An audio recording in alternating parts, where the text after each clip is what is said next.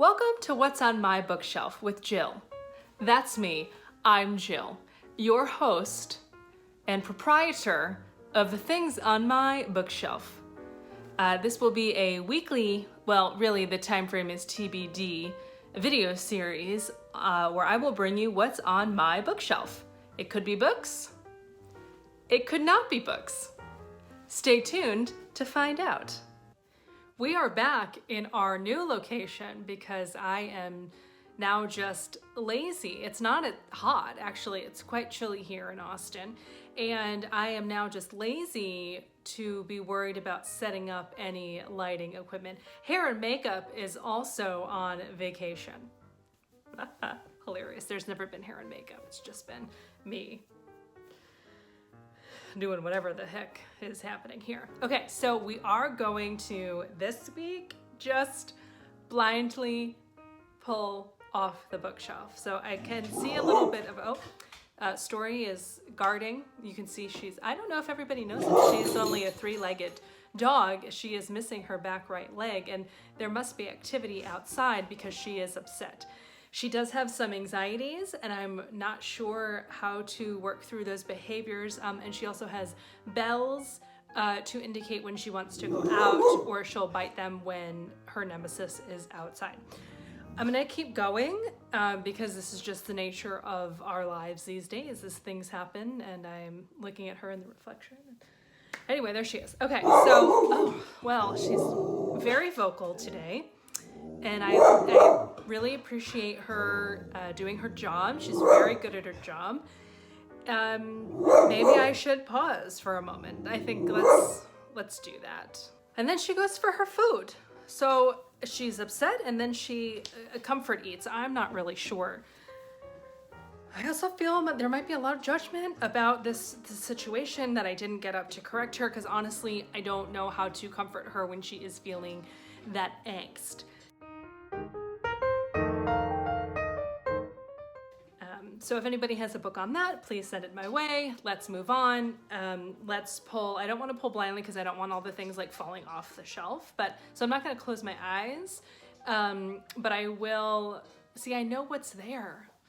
Oh, I do usually pick. I'm feeling very nervous about this, and I don't know why. Oh God, maybe I'll pick something on the lower shelves. No, just do it. Oh my gosh, why is this so nerve-wracking? I don't want to, See, I'm looking now, I'm looking. I'm cheating the system. I'm cheating the system. There is no system. I made up the system. I'm looking, I'm cheating. Oh gosh, I'm gonna go with the bottom shelves here because I really just don't want things falling over, but I'm feeling the book, so I know what's there. All right, we're pulling it. We got it. Okay, how to meditate. A Practical Guide to Making Friends with Your Mind by Pema Chodron. She also authored When Things Fall Apart. So let's just give it one of these. Control is another way we respond to the arising of a strong emotion. We have our methods or strategies of trying to control the situation to get it to work out. To get it to work out okay. Before we know it, we're feeling a lot of other emotions that are actually distractions from the original feeling that arose.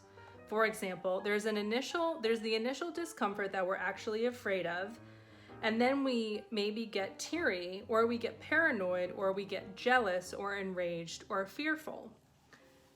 So let's use the example of Story. So her initial emotion was I don't know, and then she got enraged, or maybe fearful.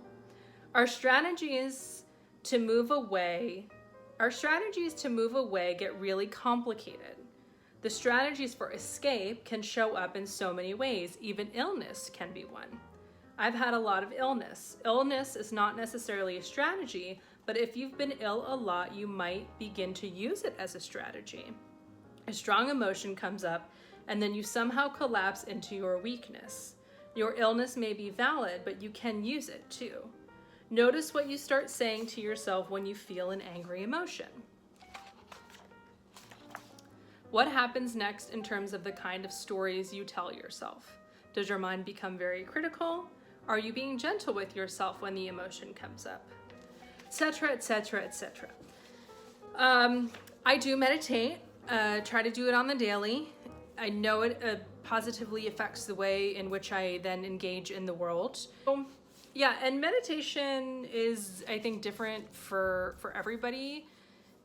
I highly encourage some form of meditation, whether or not that's going for a walk or sitting and listening to music or just sitting quietly. Close your eyes, don't close your eyes, right? There's a lot of different schools of thoughts, excuse me, on meditation, the way you can sit or lay down or whatever. And so I just do what works for me. And even if I just sit for a minute, because that's all that I feel that I have or can give to it, that usually means we probably need more than a minute.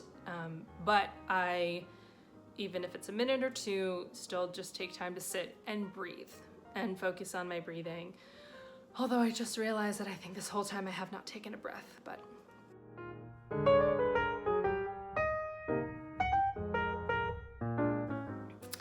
I digress. I haven't meditated today, so that's not really digressing. Anyway, I've got a sourdough bread situation going on. I think I'm a little all over the place, but anyway, how to meditate. Apparently, I need to. Thanks for joining me on this episode of What's on My Bookshelf with Jill. Read you next time. Get it? Read you, like see you next time, but read, because we're talking about books. Okay, bye.